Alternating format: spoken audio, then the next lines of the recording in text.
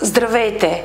Казвам се Мария Янева и съм очен лекар в най-голямата очна болница в България, очна клиника Зора. Заповядайте на нашия щанд на Aesthetic Expo Health and Innovation, което ще се проведе на 15 октомври в хотел Милениум, където искам да представя два нови апарата, с които разполага нашата клиника. Единият от тях е за лечение на сухото око. Аз смятам, че най-важният елемент от естетиката, това е комфорта и здравето. Сухото око е проблем, който все повече притеснява нашите пациенти и аз ще представя последната иновация за лечението му. Това е апарат с интензивна пулсова светлина. Другият метод, който искам да представя, това е най-новата процедура плазматерапия за безконтактна блефаропластика и естетични процедури в